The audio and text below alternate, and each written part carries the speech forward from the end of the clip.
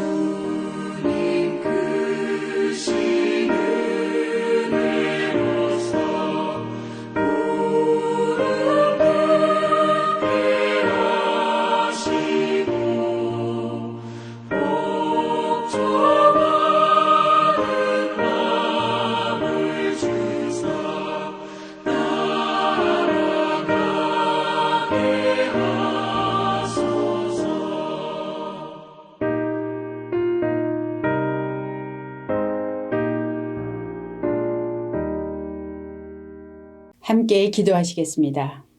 사랑과 은혜가 풍성하신 아버지 하나님, 오늘도 진심으로 감사를 드립니다.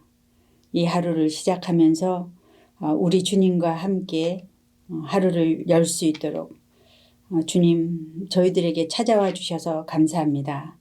하나님, 저희들이 주님의 말씀을 볼 수 있고 들을 수 있고 그리고 예배할 수 있는 그런 건강 주심을 먼저 감사하면서 주님 앞에 나갑니다. 11월은 감사의 주일입니다. 특별히 아버지 하나님, 저희들이 모든 상황 가운데에서 정말 어렵거나 힘들거나 고통 가운데 있거나 또 기쁘거나 슬프거나 모든 상황 가운데에서 우리 주 예수 그리스도의 이름으로 기도할 수 있음에 감사를 올려드립니다. 모든 감사로 영화로우신 우리 아버지 하나님을 올려드릴 수 있어서 찬양할 수 있어서 너무나도 고맙습니다. 우리의 입술에서 감사가 끊이지 않는 오늘 하루가 될 수 있도록 주님 저희들의 마음을 겸손하게 지켜주시옵소서. 하나님, 오늘도 이 부족한 죄인이 하나님의 말씀을 들고 섰사오니 하나님 긍휼히 여기시고 오직 하나님 마음에 합한 말씀만 전할 수 있도록 저를 붙잡아 주시옵소서. 들으시는 모든 분들께도 함께 성령 안에서 한 마음이 될 수 있도록 도와주시기를 소원하고 감사드리며 예수님의 이름으로 기도드립니다. 아멘. 오늘 하나님께서 저희들에게 주신 말씀은 사무엘상서 4장 12절에서 22절까지의 말씀입니다. 제가 받들어서 읽을 때 우리 집에 계신 여러분들도 함께 눈으로 또는 소리내어서 같이 읽으시면 좋겠습니다. 당일에 어떤 베냐민 사람이 진영에서 달려나와 자기의 옷을 찢고 자기의 머리에 티끌을 덮어쓰고 실로에 이르니라. 그가 이를 때는 엘리가 길 옆 자기의 의자에 앉아 기다리며 그의 마음이 하나님의 괴로 말미암아 떨릴 즈음이라. 그 사람이 성읍에 들어오며 알림에 온 성읍이 부르짖는지라. 엘리가 그 부르짖는 소리를 듣고 이르되 이 떠드는 소리는 어찌 됨이냐. 그 사람이 빨리 가서 엘리에게 말하니 그때 엘리의 나이가 98세라. 그의 눈이 어두워서 보지 못하더라. 그 사람이 엘리에게 말하되 나는 진중에서 나온 자라. 내가 오늘 진중에서 도망하여 왔나이다. 엘리가 이르되 내 아들아 일이 어떻게 되었느냐.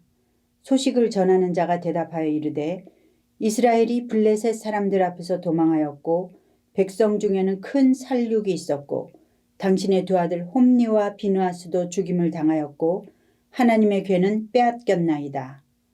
하나님의 괴를 말할 때에 엘리가 자기 의자에서 뒤로 넘어져 문 곁에서 목이 부러져 죽었으니 나이가 많고 비대한 까닭이라.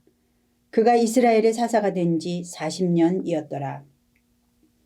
그의 며느리인 비느하스의 아내가 임신하여 해산 때가 가까웠더니 하나님의 괴를 빼앗긴 것과 그의 시아버지와 남편이 죽은 소식을 듣고 갑자기 아파서 몸을 굽으려 해산하고 죽어갈 때 곁에 서 있던 여인들이 그에게 이르되 두려워하지 말라. 내가 아들을 낳았다 하되 그가 대답하지도 아니하며 관념하지도 아니하고 이르기를 영광이 이스라엘에서 떠났다 하고 아이 이름을 이가봇이라 하였으니 하나님의 괴가 빼앗겼고 그의 시아버지와 남편이 죽었기 때문이며 또 이르기를 하나님의 괴를 빼앗겼으므로 영광이 이스라엘에서 떠났다 하였더라. 아멘. 사무엘상 4장에 들어오면 이스라엘이 블레셋과 전투를 벌이는 그런 장면을 만나게 되죠. 에벤에셀에서 벌어진 그 전투에서 이스라엘은 3만이 넘는 군사를 잃었습니다. 홈니와 비느하스가 그 전투에서 죽었을 뿐 아니라 무엇보다 충격적인 것은 그룹 사이에 계신 만군의 여호와의 언약궤를 블레셋군에게 빼앗긴 것입니다. 여호와 하나님께서 이스라엘 백성들과 함께 계심을 상징하는 이 언약궤가 블레셋 사람들 손에 넘어갔습니다. 언약궤는 이스라엘의 정체성과 같은 것이죠. 그것을 빼앗긴 것입니다. 오늘 본문은 이 이야기를 전하기 위해서 30km가 넘는 그런 길을 뛰어왔을 군사의 보고로 시작이 됩니다. 그는 머리에 티끌을 덮어쓰고 자기의 옷을 찢은 채 엘리에게 왔습니다. 당시에 자기의 옷을 찢고 머리에 티끌을 뒤집어 쓰는 경우는 극도의 슬픈 일이나 두렵고 어려운 그런 국가적인 재난을 만났을 때 그것을 표현하는 방법입니다. 이 두렵고 슬픈 이야기 가운데서 하나님께서 오늘 우리에게 주시는 메시지는 무엇인지 함께 들어보겠습니다. 이 시간에 모두 함께 13절을 읽어보시겠습니다. 그가 이를 때는 엘리가 길 옆 자기의 의자에 앉아 기다리며 그의 마음이 하나님의 괴로 말미암아 떨릴 즈음이라. 그 사람이 성읍에 들어오며 알림에 온 성읍이 부르짖는지라. 엘리가 자기 의자에 앉아있다라는 것은 그의 지위를 나타내는 것입니다. 엘리는 나이가 여전히 많았지만 이스라엘의 사사 그리고 제사장의 역할을 계속하고 있는 것을 보여줍니다. 그런데 그의 마음이 하나님의 괴로 말미암아 떨렸다라고 말하고 있습니다. 하나님의 괴로 인한 마음이 왜 불안했을까요? 엘리 제사장은 언약궤를 전쟁터로 가져가는 것을 좋아하지 않았던 것 같습니다. 무슨 말이죠? 이스라엘의 역사에서 하나님의 궤가 전쟁터에서 앞장서는 것은 드물지 않은 풍경입니다. 특히 여호수아에서 보면 언약궤를 앞세우고 여리고성을 무너뜨리고 또 요단강도 건너지요. 그러나 그것은 모두 하나님의 명령하에 일어나는 것입니다. 원래 언약궤는 장막 가운데 지성소에 자리하고 있는 것이 맞는 것이죠. 그런데 어제 본문에서 보면 이스라엘이 블레셋과의 싸움에서 패하자 이스라엘의 장로들은 언약궤를 실로에서 가져오자고 결정했습니다. 왜 하나님께서 우리를 패하게 하셨는가? 그 이유를 물어보는 것은 좋은 거죠. 그러나 그 해결 방법은 어땠습니까? 그들은 전쟁이 하나님께 속한 것임을 알고 있었기 때문에 하나님을 나타내는 그 언약궤를 그들의 전쟁 가운데 가져오면 이길 것이다 라는 생각을 하게 된 것입니다. 자신들에게 패배를 허락하신 이유를 생각해보고 하나님 앞에서 겸손하게 낮아져서 회개하기보다는 언약궤를 자신들의 요구를 들어주는 어떤 신비의 도구로 생각한 것입니다. 처음 가나안 땅의 정복이 시작되었을 때 하나님께서는 여호수아와 그 백성들에게 이 땅을 주겠다 분명하게 약속하셨습니다. 그러나 여리고성에 이은 아이성에서의 전투에서 그들은 어이없이 패하고 말았습니다. 여호수아는 너무나 충격을 받았죠. 어떻게 하나님께 속한 이 전쟁이 질 수 있단 말인가. 그래도 그때 여호수아는 곧바로 자기가 하고 싶은 대로 행동을 취하지는 않았습니다. 대신에 장로들과 함께 하나님 앞에 저물도록 앉아서 그 이유를 물어보며 기도했습니다. 그렇게 하나님 앞에 앉았을 때 하나님께서는 여호수아에게 그 패배의 원인을 가르쳐 주셨죠. 여호수아는 알지 못했던 자기 백성 가운데 숨겨진 죄였습니다. 하나님께서 가르쳐 주신 그 원인을, 그 죄를 제거했을 때 이스라엘은 아이성의 전투를 완전히 이길 수 있었습니다. 그러나 지금 엘리 시대의 이 장로들은 하나님께 물어보지 않았습니다. 자신들을 돌아보지도 않았죠. 그들은 하나님의 임재에는 관심이 없었습니다. 하나님은 무시당하시고 마치 자신들의 소원을 들어주는 하수인과 같이 취급당하셨습니다. 이스라엘은 대신에 언약궤를 마치 무슨 부적이나 미신같이 취급하면서 자신들의 요구를 들어주는 마술램프같이 그렇게 생각하고 사용한 것입니다. 이때 하나님께서 그 언약궤는 나의 임재가 없으면 다만 상작각에 지나지 않아 라는 것을 보여주는 가장 좋은 방법을 사용하십니다. 그것이 무엇일까요? 언약궤가 전쟁에 출정했음에도 불구하고 패배하는 것이죠. 언약궤의 효력이 없다는 것을 보여주는 것입니다. 전쟁에 지고 이기는 것이 하나님의 영광에 흠집을 낼 수 있는 것이 아니고 하나님께서는 블레셋을 통해서 이스라엘을 징계하기 원하셨기 때문에 그들이 들고 온 언약궤는 빼앗기고 말았습니다. 전쟁에도 졌죠. 연락병의 이 보고를 듣던 엘리 제사장은 홈니와 비느하스의 죽음에 이어서 하나님의 궤를 빼앗겼다는 말을 들을 때 의자에서 뒤로 넘어져 문 곁에서 목이 부러져 죽었습니다. 이스라엘의 사사이며 하나님께서 세우셨던 제사장 엘리와 그 아들들은 그렇게 마지막을 맞이하였습니다. 그때 또한 비느하스의 아내가 해산달이 가까웠는데 남편과 시아버지의 죽음 그리고 무엇보다도 하나님의 궤를 빼앗겼다는 소식을 듣자 충격으로 때이르게 해산을 하게 됩니다. 그녀는 죽어가면서 자기 아들의 이름을 이가봇, 여호와의 영광이 어디에 있는가? 이스라엘에서 하나님의 영광이 떠나갔다라는 그런 의미의 이름을 자기 아들에게 지어줍니다. 과연 하나님의 영광이 이스라엘에서 떠나갔을까요?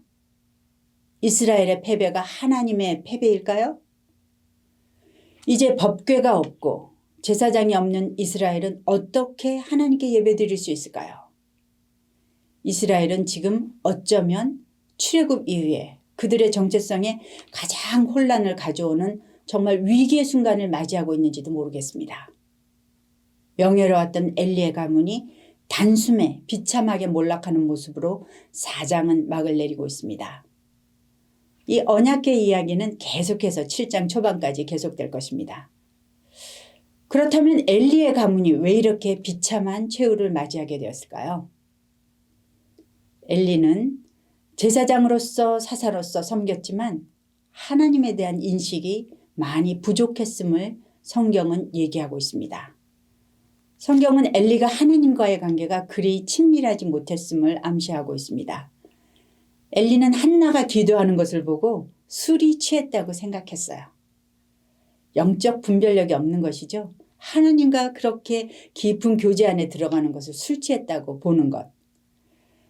그리고 엘리의 눈이 점점 어두워졌다고 그렇게 3장에 얘기하고 있습니다. 그리고 4장에 가면 결국 나중에 그는 눈이 어두워서 보지 못하게 되었다고까지 말씀하십니다. 이것은 단순히 물리적인 그런 눈만을 이야기하는 것은 아니죠. 성경에서 눈에 대해서 말할 때는 대부분 영적인 면도 함께 포함하고 있는 것입니다. 그의 영이 하나님 앞에서 날이 갈수록 맑아져야 하는데 마지막에는 깜깜하여 보이지 않게 되었다는 것이죠. 만약에 또한 엘리가 하나님을 잘 알았더라면 장로들이 언약궤를 마술램프처럼 사용하려고 하는 것에 대해서도 단호히 반대하면서 언약궤를 내주지 말았어야 했을 것입니다. 그는 하나님과 그 관계도 잘 몰랐고 하나님도 잘 몰랐던 것입니다. 또한 엘리는 영적인 결단과 조치에 대해서 매우 수동적이었습니다. 2장에서는 어떤 하나님의 사람이 와서 엘리의 아들들이 하나님과 그 제사를 멸시함에 대해서 그의 가문의 몰락을 선포했습니다. 그러나 엘리는 하나님에 대하여 아무런 반응도 하지 않는 것을 우리가 발견합니다. 지금 잘못을 저지르고 있는 자기 아들들에 대해서도 어떤 조치를 취하지 않습니다. 징계를 해서라도 하나님의 진노를 받지 않도록 돌이키게 했어야 되는데 그는 가만히 있습니다. 심지어 엘리는 하나님께서 처음에 사무엘을 부르시면서 엘리 가문에 대해서 심판의 말씀을 했을 때에도 여호와께서 선하신 대로 하실 것이다 그렇게 말하고는 아무런 행동을 하지 않았습니다. 엘리의 그런 행동은 어쩌면 하나님의 주권을 있는 그대로 받아들이는 것이라고 그렇게 생각할 수도 있지만 그러나 하나님께서 왜 그를 지금 징계하시지 않고 또 말씀하시고 또 말씀하시고 그렇게 경고하셨을까요? 그가 회개하고 진정한 제사장으로 다시 돌아와서 서기를 기다리신 것이 아닐까요? 하나님께서는 비록 심판을 계획하셨다 할지라도 회개하고 주님께로 돌이킬 때에는 부르짖을 때 그분의 마음을 돌이키시는 것을 우리는 너무나 잘 알고 있잖아요. 아브라함이 소돔과 고모라 성에 대해서 중보할 때도 그러셨고 심지어 므낫세와 같이 악한 왕도 잠시 겸손하게 행동했을 때 하나님은 그것을 매우 귀하게 보셨습니다. 마지막으로 엘리는 하나님의 말씀에 대한 갈망이 없었습니다. 3장에 보면 그가 이스라엘의 사사로 있을 때에는 여호와의 말씀이 희귀하여 이상이 흔히 보이지 않았다. 그렇게 말하고 있습니다. 하나님께서 엘리를 통해 말씀으로 역사하지 않은 것입니다. 말씀은 생명이고 그 자체가 빛입니다. 하나님 앞에 마음을 다 들이지 못하고 그분의 역사에 대해서 지극히 수동적이며 아무것도 하지 않는 그 엘리에게 하나님께서는 말씀으로 역사하실 수 없었던 것입니다. 이후 사무엘이 자라나자 하나님께서는 사무엘을 통해서 말씀으로 자기를 나타내셨다고 3장에 얘기하고 있죠. 하나님과 백성 가운데선 중보자로서 그리고 패역한 아들들을 방치했던 엘리는 결국 자신의 가문이 완전히 몰락하는 것을 볼 수밖에 없었습니다. 그렇다면 엘리 가문의 몰락이 이스라엘의 패배이며 하나님의 영광이 그 땅에서 떠난 것일까요? 아니요. 그렇지 않습니다. 하나님은 이스라엘과 언약을 맺으셨습니다. 하나님께서 이스라엘을 떠나지 않으시는 한 그분의 영광이 이스라엘을 떠나지는 않는 것입니다. 이가봇. 유진 피터슨 목사님은 말합니다. 엘리의 가문이 누리던 그 권세와 그 영광은 떠났다. 그러나 하나님의 영광은 이스라엘에서 떠나지 않았다. 그렇다면 우리는 그것을 어떻게 알 수 있죠?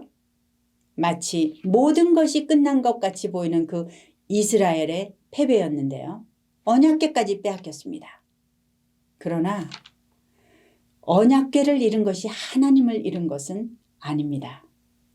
너무나도 재미있게 앞으로 나오는 5장부터의 이야기에서 블레셋은 자신들이 이스라엘의 신을 잡았다고 생각했는데 결코 그렇지 않음을 깨닫게 되는 것입니다. 그들은 더 이상 이 언약궤를 감당할 수 없어서 스스로 이스라엘에게 이 언약궤를 돌려줄 수밖에 없는 이야기를 들려주고 있습니다.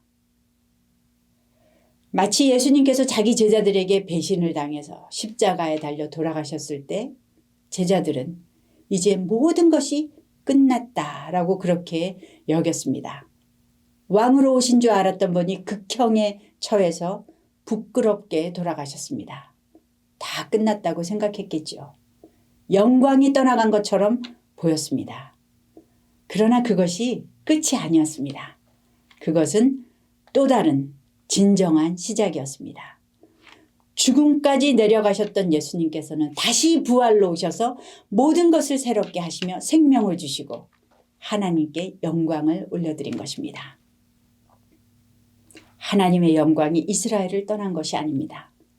이스라엘은 하나님을 잃어버린 것이 아닙니다. 이스라엘의 부족함에도 불구하고 하나님의 역사는 계속되었습니다. 몇 번의 경고에도 불구하고 돌이키지 못한 엘리 가문은 결국 몰락하고 말았습니다. 그러나 이제 하나님을 존중히 여기며 그분의 마음에 충실한 제사장을 세우신다는 하나님의 말씀이 성취되고 있습니다. 새로운 시작이 시작되고 있는 것입니다. 하나님의 역사는 모든 것이 끝난 것 같은 거기에서도 다시 시작이 될 수 있는 것입니다. 지금도 그렇게 당신을 존귀히 여기는 그 믿음의 사람들의 순종을 통해서 하나님의 나라는 세워지고 있는 것입니다. 오늘 주님께서 주시는 말씀을 듣고 또 순종함으로 아름다우신 우리 주님의 역사에 동참하시는 복된 하루 되시기를 축복합니다. 다 같이 기도하시겠습니다. 아버지 하나님, 감사합니다. 하나님을 온전히 알지 못하고 섬기지 못하여 결국은 가문의 몰락을 가져오고 이스라엘을 어렵게 만든 그 엘리 제사장을 통해서 우리 자신을 돌아보게 해주신 하나님께 감사를 드립니다. 아버지 하나님, 우리가 주님을 알지 못했을 때에도 주님께서 우리에게 먼저 찾아오셨습니다. 그리고 주님을 계시하시고 말씀해 주셨습니다. 아버지 하나님, 주님께서 저에게 말씀하실 때마다 하나님을 인정하고 듣고 순종함으로 감사함으로 기쁨으로 하나님께 우리 자신을 올려드리는 저희가 되기를 소원합니다. 그래서 하나님께 하나님의 그 영광의 역사에 참여하는 우리 모두 될 수 있는 그런 오늘 하루 될 수 있도록 주님 도와주시옵소서. 그렇게 하실 주님께 감사하며 이 모든 말씀 예수님의 이름으로 기도드립니다. 아멘. 하나님께서 주신 기도의 제목들을 가지고 주님 앞으로 나가시겠습니다.